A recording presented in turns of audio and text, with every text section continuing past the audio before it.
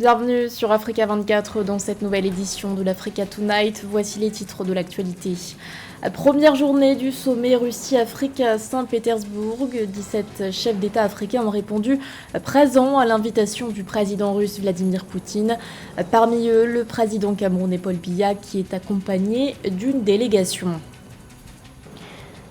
Le président nigérien Mohamed Bazoum renversé, des militaires réunis au sein du Conseil national pour la sauvegarde de la patrie ont annoncé avoir mis fin au régime du chef de l'État. Un acte motivé entre autres par la dégradation de la situation sécuritaire. Et puis quelle solution face au phénomène de la fuite des cerveaux au Cameroun? Pour y répondre, l'ingénieur Anselme Penkia a fondé un établissement pour offrir aux jeunes de nouvelles opportunités d'emploi dans le numérique. Les détails à suivre dans ce journal. Il a répondu présent à l'invitation du président russe Vladimir Poutine. Le chef de l'État camerounais Paul Biya participe depuis ce 27 juillet aux travaux du deuxième sommet Russie-Afrique à Saint-Pétersbourg. Un rendez-vous placé sous le thème pour la paix, la sécurité et le développement. Le chef de l'État est accompagné d'une délégation constituée de plusieurs ministres. Une participation qui démontre l'intérêt porté à la coopération bilatérale avec la Russie. Nous retrouvons sur place notre correspondant Fraternda Keiseka. Le deuxième sommet Russie-Afrique qui s'est ouvert ce 27 juillet 2023 à Saint-Pétersbourg accueille une vingtaine de chefs d'État, dont le président Paul Biya du Cameroun qui a quitté son pays dans la soirée du 26 juillet pour Saint-Pétersbourg. La Fédération de la Russie a été reconnue en juillet 1992 par le Cameroun, alors que le pays d'Afrique centrale et l'ex-URSS entretenaient des relations diplomatiques depuis février 1964. Le dernier accord en date entre le Cameroun et la Russie a été signé à Moscou le 12 avril 2022 et concerne le volet de la défense. Un accord signé en plein conflit russo-ukrainien et qui répond aux principes de politique étrangère du Cameroun, basé sur la non-ingérence dans les affaires internes des États et le non-alignement. Selon les autorités camerounaises, la coopération entre le Cameroun et la Russie relève essentiellement des domaines militaires, de l'assistance humanitaire et le volet commercial et économique reste très peu développé. Ainsi, la participation d'une délégation camerounaise avec la présence de 8 ministres dans des domaines stratégiques comme le commerce, l'économie, la défense ou encore les travaux publics au deuxième sommet Russie-Afrique de Saint-Pétersbourg constitue une opportunité pour finaliser les démarches entreprises afin d'attirer des investissements russes dans ce pays d'Afrique centrale et accroître le volume des échanges avec le partenaire russe. Et lors de la session plénière du sommet qui avait lieu ce jeudi, le chef de l'État comorien, Azali Assoumani, président en exercice de l'Union africaine, s'est exprimé. Il a appelé à une réforme du système international pour la construction d'un monde multipolaire dans lequel l'Afrique aurait davantage de voix au sein des instances internationales. Fidèle au principe de la promotion de la paix et de la sécurité, le président Azali Assoumani a également appelé à une résolution pacifique du conflit en Ukraine. Écoutons-le.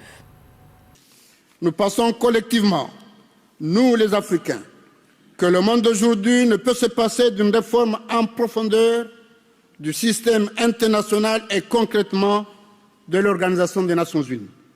L'Afrique d'aujourd'hui et de demain a le droit d'obtenir sa participation au système de décision collectif et d'accéder au Conseil de sécurité en tant que membre permanent.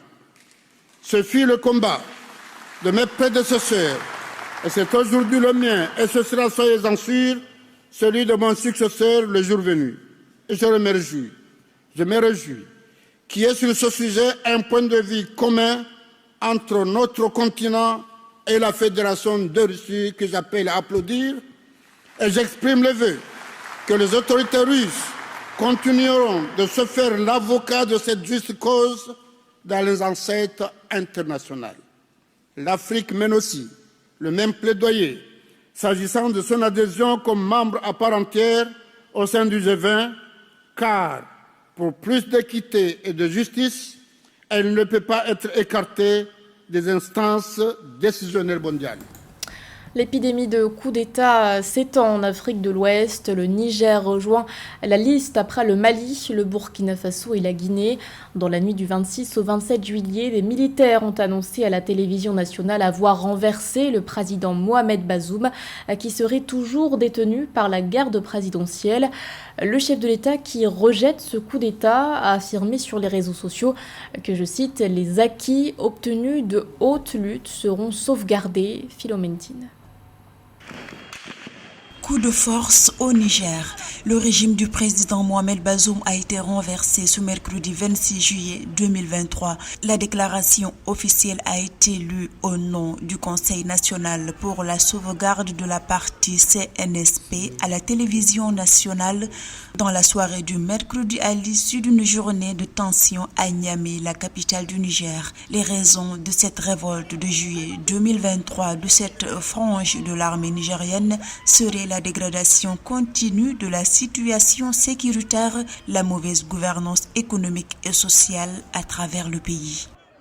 Nous, forces de défense et de sécurité, réunis au sein du Conseil national pour la sauvegarde de la patrie, CNSP, avons décidé de mettre fin au régime que vous connaissez. Cela fait suite à la dégradation continue de la situation sécuritaire, la mauvaise gouvernance économique et sociale. Les auteurs du coup d'État au Niger ont décidé de la suspension de toutes les institutions de la République, de l'instauration d'un couvre-feu de 22h à 5h du matin et de la fermeture des frontières terrestres et aériennes jusqu'à nouvel ordre. Ils mettent en garde contre toute ingérence venant des partenaires extérieurs du Niger. Toutes les institutions ici de la 7e République sont suspendues. Les secrétaires généraux des ministères se chargeront de l'expédition des affaires courantes. Les forces de défense et de sécurité gèrent la situation. Il est demandé à tous les partenaires extérieurs de ne pas s'ingérer. Les frontières terrestres et aériennes sont fermées jusqu'à la stabilisation de la situation. Un couvre-feu est instauré à compter de ce jour, de 22h à 5h du matin, sur toute l'étendue du territoire jusqu'à nouvel ordre.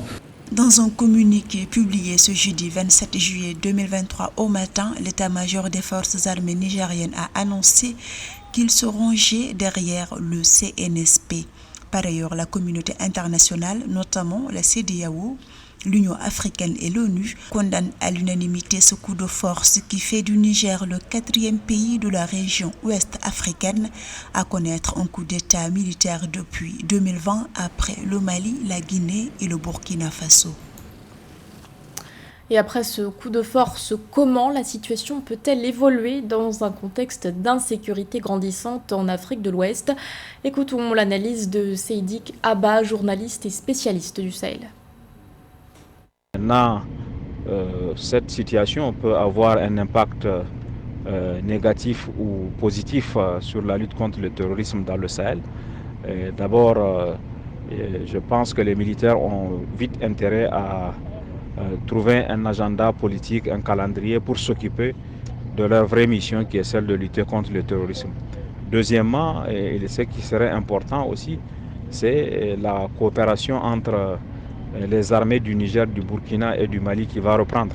Parce que jusqu'ici, la coopération a été suspendue et il n'y a pas de coordination entre les différents pays et les terroristes ont pu profiter de cette situation.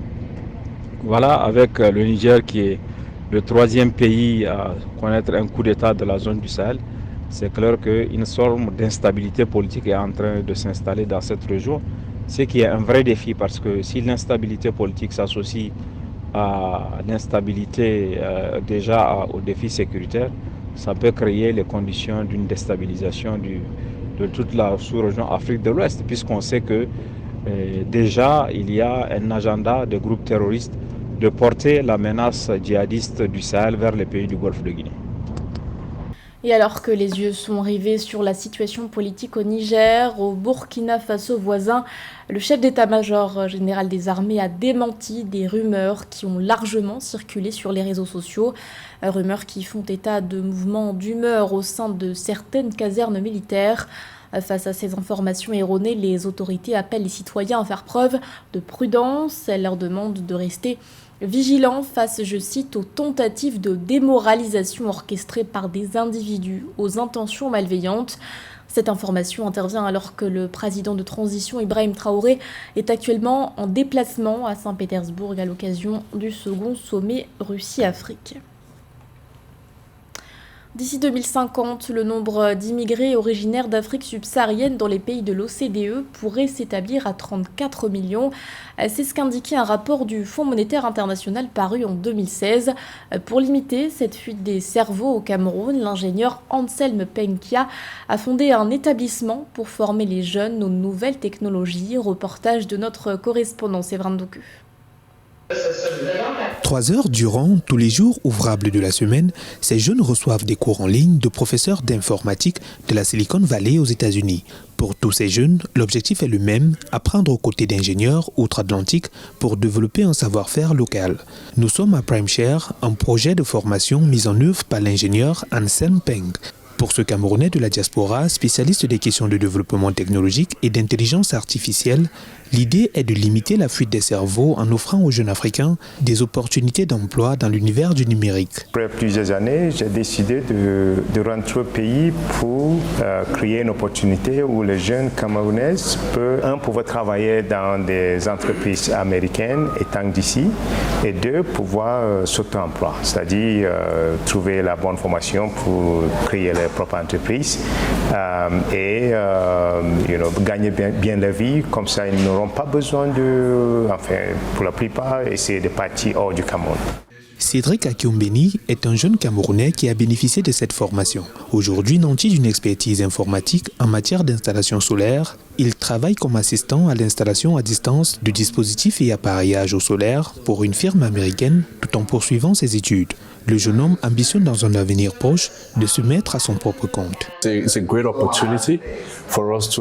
une grande opportunité pour nous de suivre une formation qui à la fin nous permet d'obtenir un bon emploi. Comme nous le savons, il est très difficile dans la plupart des pays africains et au Cameroun en particulier de trouver un emploi pour un jeune diplômé. Suivre une formation qui peut vous positionner ou qui peut développer les compétences analytiques, la pensée critique et inculquer tout cela pour devenir un bon ingénieur est très important. Et je crois que je peux réaliser tous mes rêves ici parce que c'est une opportunité formidable et j'ambitionne de rester au Cameroun et de contribuer au PIB du pays et au développement. En Afrique, la fuite des cerveaux est un phénomène qui gangrène le développement du continent. Dans son rapport sur les perspectives de l'économie mondiale en 2050, le Fonds monétaire international, FMI, augure que l'Afrique perdrait pas moins de 35 millions de travailleurs qualifiés, partis rejoindre les pays du Nord, une main-d'œuvre et un savoir-faire indispensable pour bâtir une Afrique prospère. L'actualité sportive à présent avec l'élimination de la Zambie au mondial féminin de football. Après une première défaite face au Japon, l'équipe zambienne a essuyé un nouveau revers ce 26 juillet. La sélection s'est inclinée face à l'Espagne sur un score de 5-0. Logée dans le groupe C, la Zambie devra affronter le Costa Rica le 31 juillet prochain. Les détails avec Joël Ballot. Rencontre à sens unique entre l'Espagne et la Zambie. Les Copper Queens se sont inclinés 0-5 face à la Roja, solide vainqueur du Costa Rica. Dès les premières minutes, les Espagnols prennent les devants, 4 occasions en moins de 10 minutes. Logiquement oppressée, la Zambie encaisse le premier but à la 9e minute grâce à Teresa Abelera qui a transpercé la lucarne zambienne depuis l'extérieur de la surface. La performance d'aujourd'hui, je peux dire, ce n'était pas si mal malgré la défaite. Parce que si on regarde la façon dont nous avons joué le dernier match et la façon dont on a joué aujourd'hui, je pense qu'il y a un peu d'amélioration. Désillusion pour la Zambie. Après l'ouverture du score par les Espagnols, s'ensuit à la 13e minute une tête piquée au second poteau de Jennifer Hermoso. Menée 2-0, les Zambiennes essayent de se procurer quelques occasions sans concrétisation. On a fait des erreurs en première mi-temps et on a concédé 2 buts. Aussi, vers la fin de la seconde mi-temps, nous avons encore fait des erreurs, mais sinon, c'était mieux que le match précédent contre le Japon. Nous avons beaucoup appris, surtout des 2 équipes que nous avons rencontrées. Au retour des vestiaires, les Espagnols multiplient les attaques concrètes qui permettent à Alba Redondo, meilleure buteuse de la saison en Liga, d'inscrire le 3e but à la 69e minute. L'addition sera salée. 1 minute après, s'ensuit le doublé de Jennifer Hermoso. Puis à la 85e minute, Alba Redondo vient sceller le destin de la Zambie, 5-0. La Zambie est éliminée de la Coupe du Monde féminine et l'Espagne se hisse en 8e de finale.